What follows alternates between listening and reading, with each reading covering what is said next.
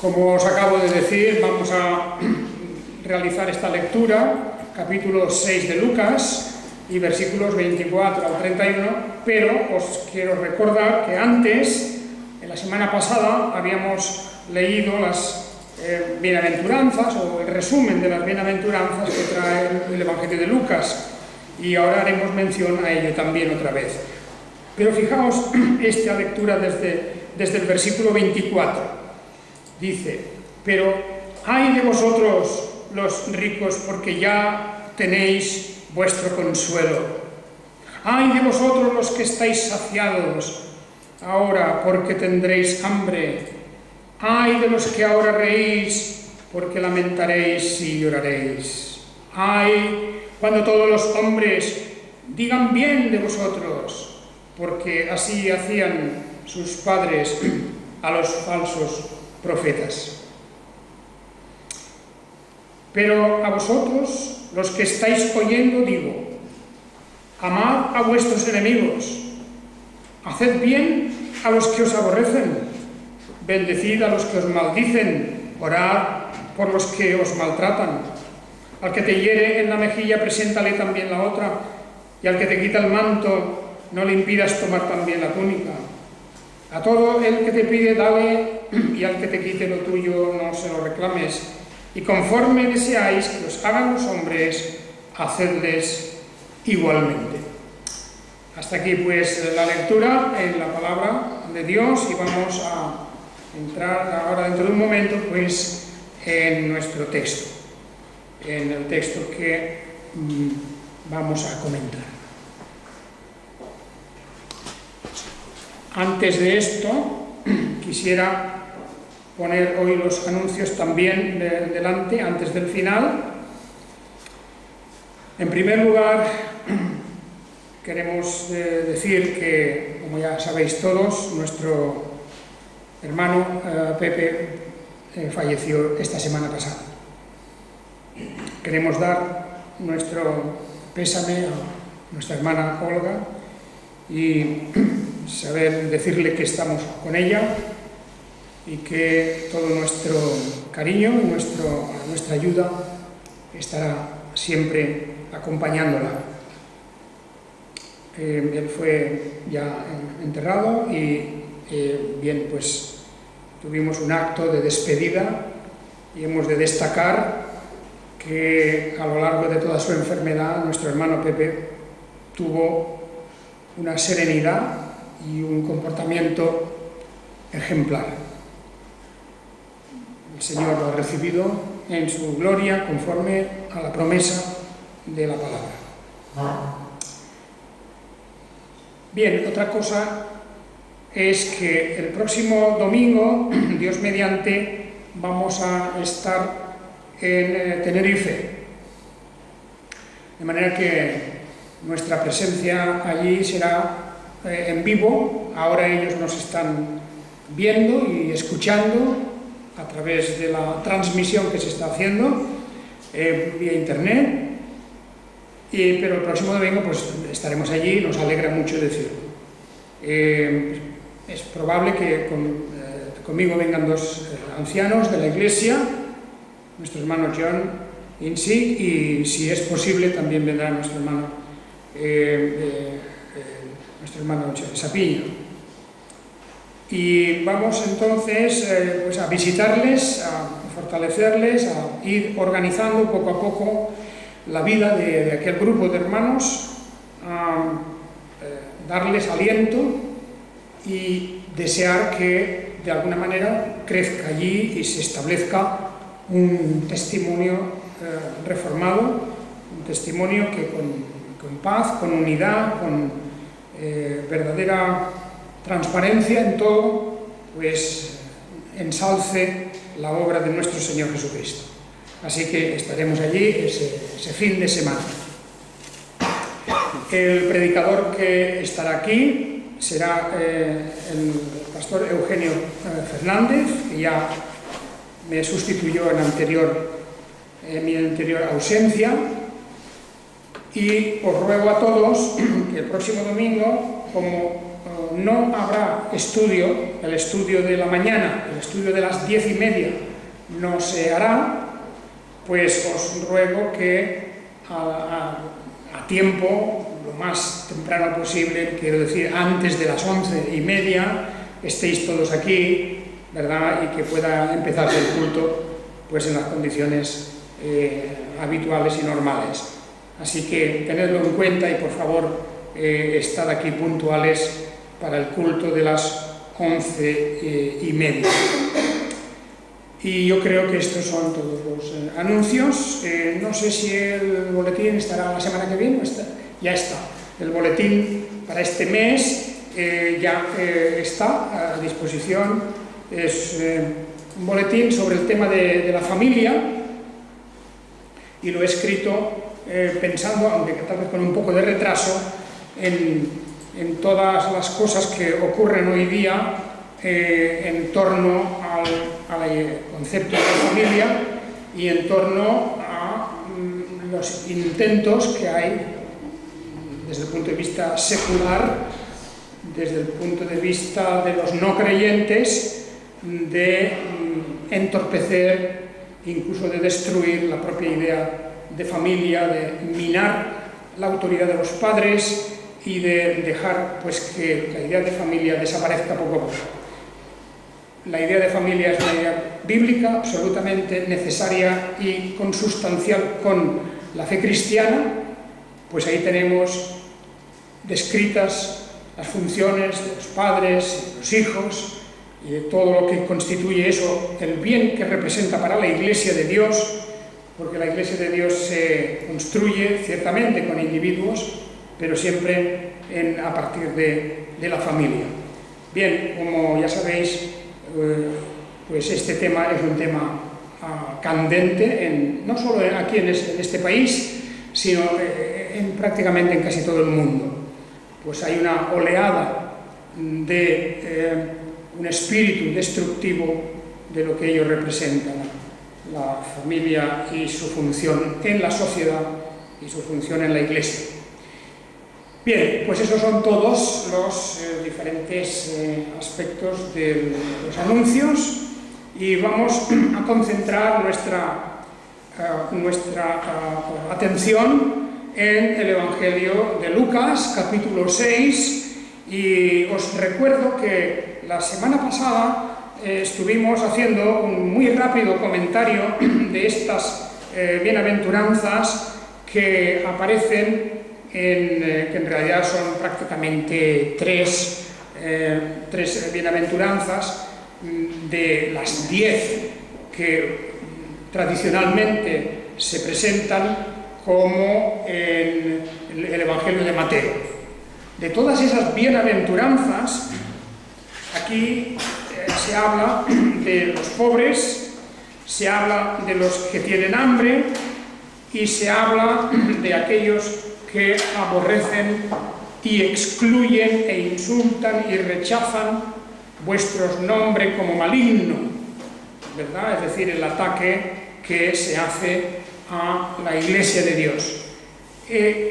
Así que Lucas se ha limitado en las bienaventuranzas del capítulo 6 y versículo 20 a darnos simplemente tres que son muy básicas, muy fundamentales, y que en ellas encontramos ciertamente pues, un soporte y encontramos un fundamento realmente esencial para el desarrollo de la vida cristiana, porque dijimos que las bienaventuranzas no son mandamientos, es diferente, no es una nueva ley, las bienaventuranzas describen el carácter cristiano. El creyente es así, tiene que ser así. Y ciertamente que ese es un camino en el que tenemos que ir progresando, porque no nos convertimos en seres perfectos y angélicos el primer día de nuestra conversión, pero sí que recibimos en ese día y en ese momento nada menos que la fuerza y el poder para ir luchando contra el mal y luchando contra todos los poderes ocultos que se oponen a la verdad. Y por lo tanto, el Señor nos hace aquí un dibujo del carácter cristiano, de la vida cristiana, de todo lo que significa la reacción de un creyente en su peregrinación por el mundo y de todos los obstáculos que tiene que encontrar. Verdaderamente, vuelvo a repetiros lo que la semana pasada y a recomendaros que leáis el primer volumen, que en este momento es el único que tenemos aquí disponible, pero el primer volumen del Sermón del Monte, del comentario al Sermón del Monte del Dr. Martyn Lloyd-Jones. Os lo recomiendo, es una buena lectura porque despliega ante nuestros ojos todos estos aspectos de lo que significa ser cristiano. Bien, pero hoy nos encontramos con una continuación de todo este tema que es esencialmente de vida cristiana.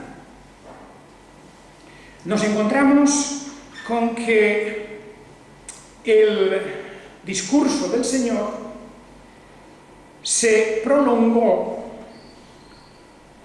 de una manera que Lucas, el Evangelio de Lucas, destaca. El Evangelio de Lucas hace una elaboración de estas bienaventuranzas y en esa elaboración figura ese pasaje que acabo de leer, de ese pasaje desde el versículo 24, y encontramos algo sorprendente, algo verdaderamente sorprendente, porque esas bienaventuranzas resulta que tienen lo mismo que una moneda, no solamente tienen una cara, sino también tienen una cruz, o sea, cara y cruz, tienen dos caras. La primera son las propias bienaventuranzas, lo positivo, lo hermoso de esa palabra del Señor, de ese dibujo que nos hace del carácter cristiano, de la conducta cristiana, cómo ha de comportarse, qué ha de esperar un cristiano en la vida en este mundo, qué ha de esperar. No ha de esperar ciertamente el aplauso, no ha de esperar la alabanza, el acuerdo de las gentes, en ningún aspecto, sino que va a encontrar o bien la indiferencia o bien incluso la agresión o la persecución. Y eso está en las mismas bienaventuranzas que tenemos completas en el capítulo 5 del Evangelio de Mateo. Bien, esas son las propias bienaventuranzas, eso es la cara de la moneda, la cara.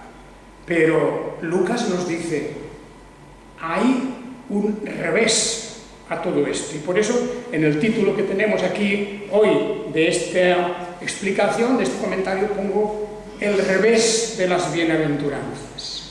Hay un revés, hay una cara y una cruz. Y fijaros que coinciden en el sentido de que son partes de lo mismo. Igual que hay una forma positiva, hermosa, realmente bienaventurada, feliz, en relación a nuestra relación con Dios, en relación pues a todo lo que significa vivir en el Espíritu, así también hay la otra cara de la moneda, cuando el Señor dice, pero ay de vosotros los ricos, porque ya tenéis vuestro consuelo. Antes el Señor había dicho, bienaventurados los pobres, porque vuestro es el reino de Dios. Y aquí dice, pero hay de vosotros los ricos. Es decir, la cara y la cruz. Esto necesita su comentario, esto significa su explicación, porque claro, aquí podría haber una explicación totalmente demagógica y totalmente inadecuada, como si estuviera el Señor aquí hablando pues puramente de un tema económico. Y el Señor no está hablando de temas económicos, normalmente está hablando de las actitudes de las gentes frente a las cosas de este mundo y sobre todo pues a las posesiones de este mundo. Pero es una actitud. de lo que está hablando. Los pobres significa ciertamente los que tienen poco o casi nada, pero también significa aquellos que no ponen en el centro de su vida las riquezas. ¿Os acordáis vosotros de las parábolas o también de los episodios que aparecen en los evangelios con relación a ciertas personas que amaban las riquezas de una manera desordenada? De aquel joven rico, de aquel hombre que se tranquilizaba pensando: alma mía, ya tienes de todo, mis almacenes están llenos, todo lo tengo, no necesito nada, no tengo que preocuparme, todas las cosas están a mi alcance. Era el hombre rico que había puesto su esperanza y su meta en la vida en sus riquezas. Y os acordáis cómo se habla de este joven cuando se entera de que aquella misma noche su vida se iba a acabar. ¿Y ahora qué harás con todo esto? No lo vas a disfrutar tú. Esa es la cuestión. Eso es dice aquí: ay de vosotros los ricos, porque ya tenéis vuestro consuelo. Es decir, aparte de vuestras riquezas, no tenéis nada más. Aparte de vuestras riquezas, de vuestras comodidades, de vuestra despreocupación, etc., ya no tenéis nada más. Y eso se puede acabar hoy mismo, esta noche mismo. Sin embargo, los pobres, que se refiere a aquellos que sí, que tienen poco, a aquellos que pasan dificultades y problemas, pero aparte de eso, es que no tienen su mente puesta como objetivo de su vida en el amontonar riquezas. No tienen ese objeto en la vida. No hay nada malo, según la Biblia, no hay nada malo en ser rico, porque hay muchos creyentes en la Biblia que aparecen como personas ricas. Y el Señor, cuando da riqueza a alguien que es creyente, también le da un espíritu de templanza, un espíritu de sobriedad y un espíritu de generosidad.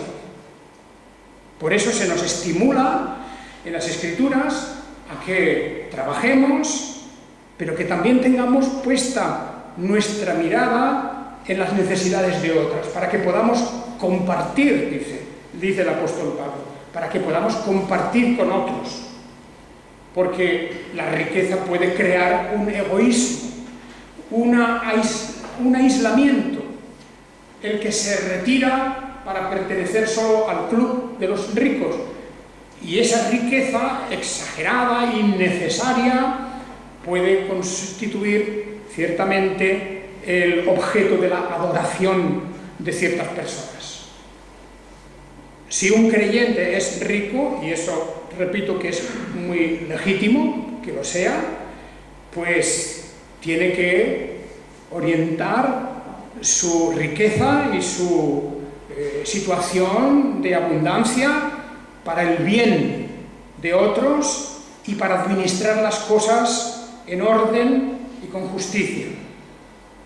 En la Biblia se condena, por ejemplo, a aquellos que son ricos y que, por ejemplo, tienen a su cargo, tienen servidores o tienen trabajadores a su cargo y que se comportan injustamente, que no les dan su salario justo, que hacen toda clase de trampas con ellos, etc.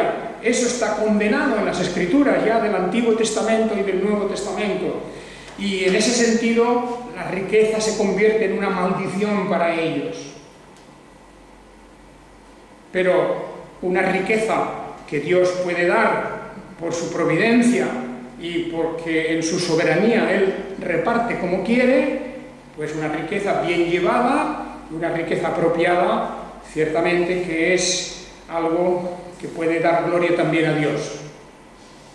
Yo os he contado muchas veces que nosotros mismos aquí en esta iglesia, todas estas instalaciones que tenemos, ya desde el año 64, desde el año 60, nada menos, desde el año 64, 1964, las tenemos gracias a la donación de un hombre rico, cristiano.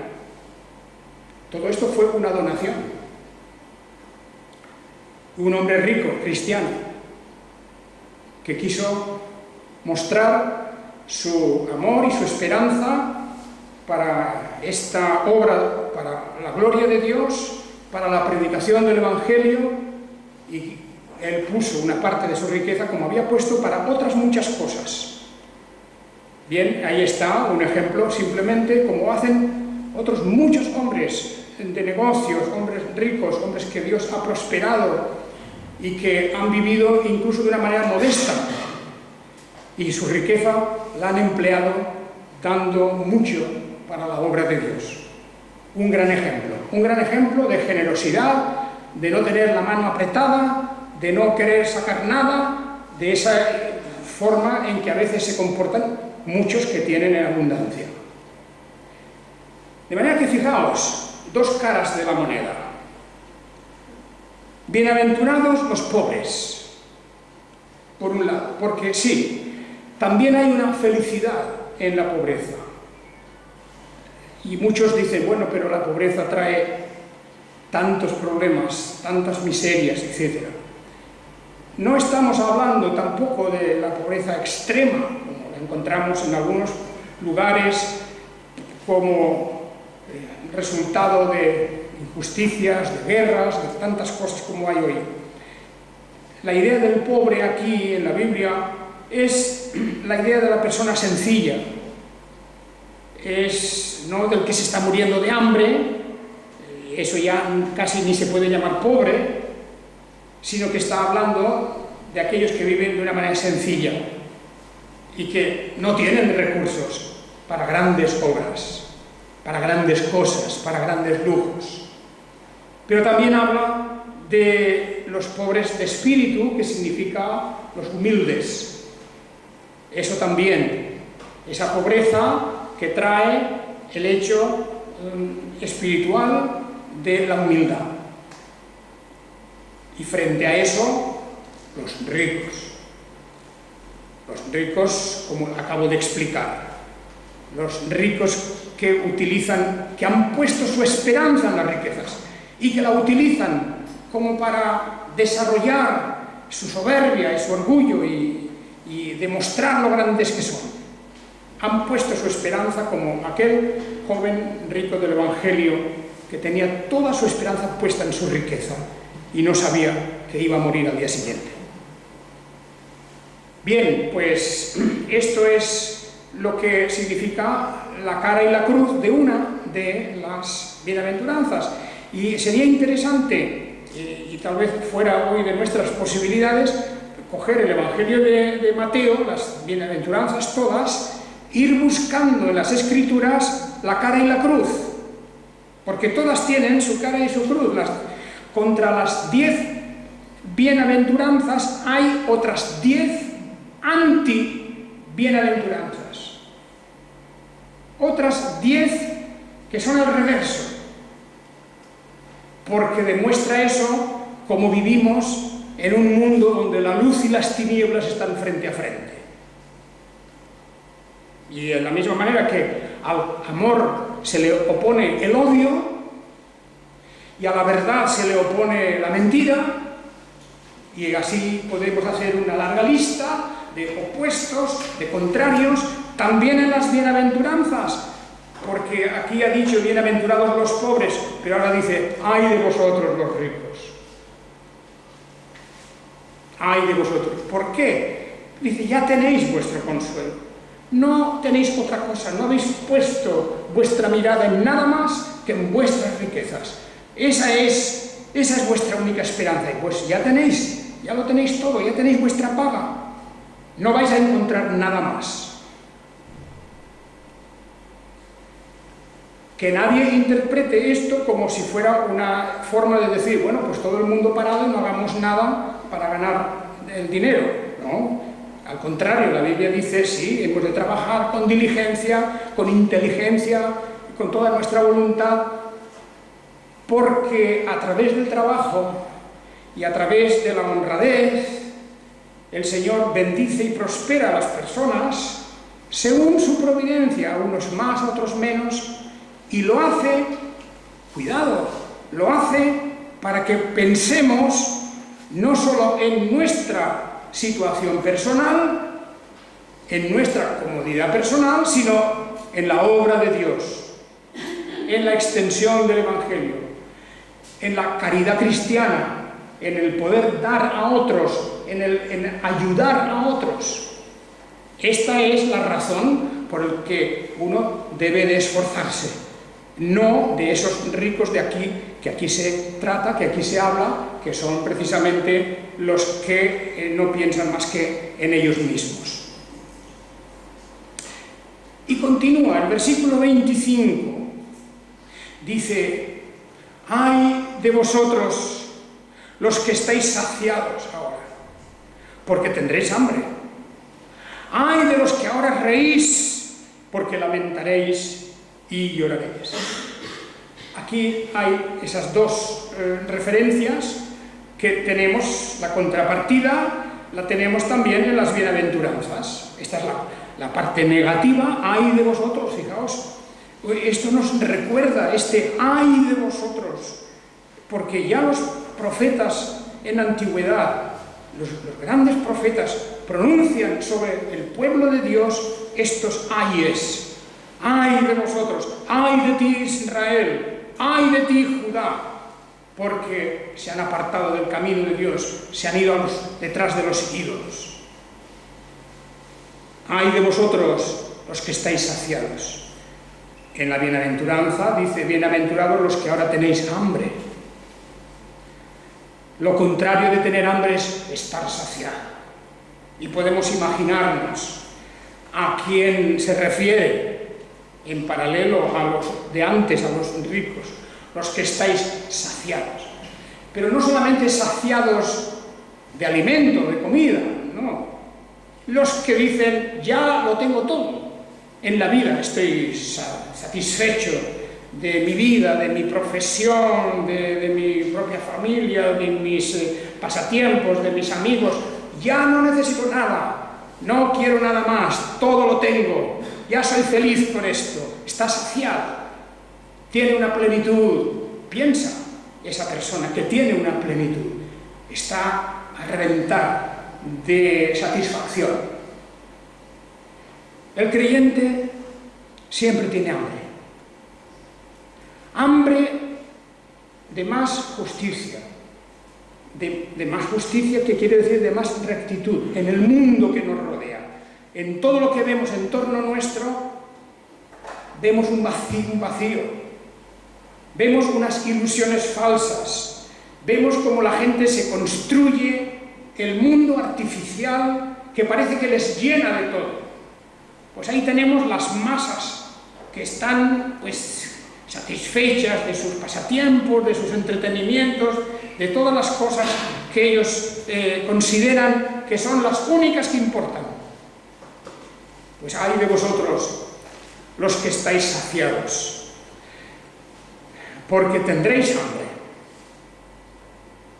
Llegará el día cuando todo eso ya nos dejará satisfechos. Ya será un día tarde, un día demasiado tarde. El día cuando no se podrá rectificar. Y todo el que ha puesto su esperanza para saciar su alma sobre todo, su mente, con todas las cosas de este mundo, pues resulta que el último día ya no puede rectificar. Es decir, un día después del último. Saciados, tendréis hambre. Y antes, en la bienaventuranza, dice: bienaventurados los que ahora lloráis, los que lloráis. Y la anti-bienaventuranza, el reverso, les dice: ay de los que ahora reís, porque lamentaréis y lloraréis. Así que hay dos categorías aquí, claro, como en todo esto que estamos explicando. A la categoría de los que ¿Lloran el cristiano? El cristiano llora. ¿Llora en qué sentido llora? Llora porque este mundo no es el mundo ideal y perfecto en el que quiere estar. ¿No? Nosotros aspiramos a otro mundo, a un reino celestial, al reino de Dios, al reino de los cielos. Y mientras tanto estamos en este mundo, tenemos muchos motivos para llorar, muchos motivos. Pues sí, el trato injusto al débil, el ateísmo militante, rampante, el ateísmo que se cuela por todos los rincones, que quiere destruir la idea de Dios, que si quisiera, si pudiera, si quiere, pero no puede, destruiría a la Iglesia misma, a toda noción, a toda idea de religión verdadera. Ahí en el texto que tenéis en la revista, en el boletín nuestro de hoy, aparece una frase de Marx, de Carlos Marx. Bien, ya sabemos sus ideas. Y dice, claro, que una de las cosas que hay que lograr en la sociedad, para que esa sociedad sea perfecta, es destruir la religión. Esa era, bueno, esa es la teoría y, bueno, lo pusieron en práctica de una manera feroz. Porque todas las revoluciones, desde la revolución del 1917 en adelante, pero también anteriormente a la Revolución Francesa, que era lo mismo, la diosa razón, deseaban destruir todo lo que fuera religioso, espiritual, para entendernos. No solo la religión formal, no solo las iglesias o la iglesia formalmente hablando, querían destruir todos y toda idea de Dios. Toda idea de Dios. Este fue el propósito de aquellas dos terribles revoluciones que, curiosamente, se presentaban como las revoluciones que iban a salvar al mundo, como las revoluciones de la igualdad, de la fraternidad y de la libertad, que se convierte luego en todo lo contrario. Pues el cristiano no se encuentra a gusto en este mundo porque junto a nosotros, a nuestros deseos de extender el Evangelio de Jesucristo, de llevar el mensaje de paz y de bendición a todos, junto a eso tenemos esas otras fuerzas terribles, y ciertamente que esto es lo que hace llorar al creyente, mientras los demás ríen. Y no solo por eso que acabo de decir, por otras muchas cosas. Vamos a pasarlo bien. En los días de Noé era lo mismo. Allí tenemos a Noé el justo, el hombre ridiculizado, vilipendiado, ignorado, y todos los demás, comamos y bebamos, que mañana ya moriremos. Comamos y bebamos. Y reían en los días de Noé, hasta que vino la inundación y las aguas y lo destruyó todo. En esos actos divinos de juicio sobre las naciones y los pueblos. Reían. En Sodoma y Gomorra también reían. ¡Qué bien lo pasamos! ¡Qué bien! ¡Qué placer!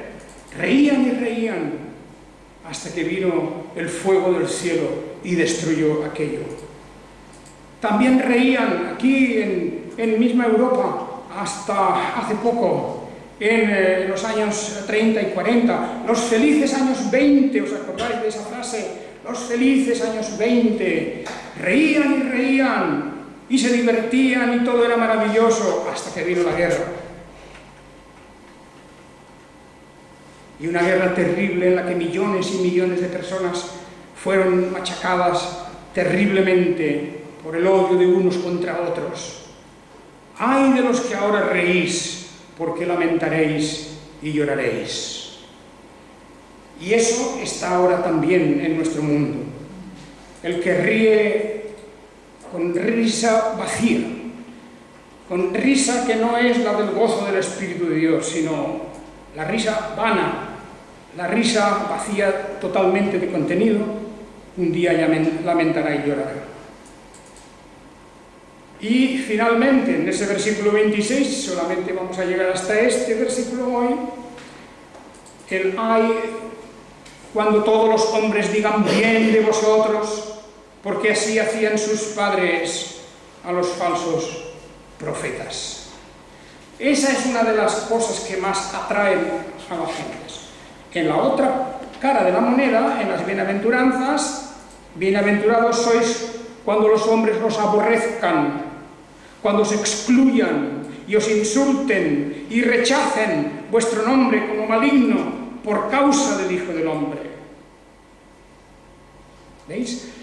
Es porque el creyente, precisamente por ser otra cosa y tener otros objetivos en la vida y tener otras metas y otra forma de pensar, es insultado, excluido, rechazado. Y yo diría, ay, qué peligro hay cuando los cristianos, cuando las iglesias van del brazo, riéndose, celebrándose, dándose golpes en la espalda, palmaditas en la espalda, con gente y organizaciones e instituciones totalmente de este mundo. No puede ser. ¿Cómo puede ser que vayan juntos aquellos que son aborrecidos, excluidos e insultados con los que reciben siempre alabanzas y parabienes de todo el mundo? Ay de vosotros cuando todos los hombres digan bien de vosotros. Porque, dice, los falsos profetas hacían lo mismo. Hemos leído hoy otra vez la historia famosa, ¿verdad?, de Josafat y Acab, que hemos mencionado en el estudio antes. Allí habían falsos profetas y hablaban bien y animaban a los reyes, decían, haced esto, que Dios estará con vosotros, adelante, venga de ahí. Lo que querían oír, eso les decían. Y cuando viene un profeta que les dice, pues no, yo he visto una visión contraria. He visto a todos vuestros ejércitos esparcidos por el campo, derrotados, acabados, terminados completamente. Eso es lo que Dios dice. Y yo os lo digo porque tengo que decir la verdad. Y se acercó el otro falso profeta y lo abofeteó, diciendo, cállate. Aquí hay que decir lo que quieran oír. Hay que decir lo que quieran oír. Claro, si esa es la técnica de tantos y tantos. Hay que decirles lo que quieran oír, porque así nos ganamos la amistad de esas personas, de los poderosos. Pues ay, dice, cuando todos los hombres digan bien de vosotros. Porque si todo el mundo habla bien de ti, es porque no hay diferencia entre ti y ellos. Me refiero a lo general, claro. El cristiano también tiene, por su parte, el deber y el privilegio de dar un buen testimonio y de recibir la alabanza por ese buen testimonio. Eso es otra cosa. Los primeros cristianos causaron una muy buena impresión en mucha parte de la sociedad. Y por el buen testimonio de ellos, muchos se convirtieron por el buen ejemplo. Buen ejemplo. Y eso sí, pero no quiere decir que toda la sociedad hablaba bien de ellos, no. Muy pronto empezaron las persecuciones, el odio primero de los judíos, luego más tarde del imperio romano, de los paganos, y los persiguieron al final de una manera cruel y violenta. O sea que no es que el cristiano puede esperar que todo el mundo hable bien de él, no, pero algunos tendrán que hablar bien si damos un buen ejemplo y testimonio, normalmente en un círculo pequeño de nuestras amistades, en un círculo de nuestra familia, por ejemplo. Bien, pues ahí tenéis, hermanos, las dos cosas. Por un lado las bienaventuranzas y por otro lo contrario, la bienaventuranza. Como aquí solamente nos presenta 3 o 4, yo os animo a que busquéis, en las otras que faltan, busquéis los contrarios. Que pongáis otros, ¡ay de vosotros, cuando hacéis esto! Lo contrario de los demás. Y veréis que en la Escritura encontramos muchos ejemplos de esas formas de expresar lo contrario, la luz y las tinieblas. La luz y las tinieblas. Delante de un Noé había una sociedad corrompida. Delante de un Lot había una Sodoma y Gomorra corrompidas. Delante de nuestro propio Señor Jesucristo había un pueblo que se había apartado en la hipocresía de su propia justicia, pensando que eran rectos, pensando que cumplían la ley perfectamente. Ahí en el ejemplo de Saulo de Tarso, que era irreprensible según la ley, que no necesitaba perdón, ni necesitaba a Dios, ni necesitaba nada, porque él ya había conseguido la perfección. Bien, buscad de las otras bienaventuranzas el ejemplo de cómo existe una contrapartida, un lado negro, una tiniebla, para que huyamos de ella, o mejor aún, para que luchemos contra ella. Porque eso es lo que el Señor nos ha enviado a hacer en este mundo, a luchar contra el error y contra la falsedad. Que el Señor os bendiga a todos. Amén.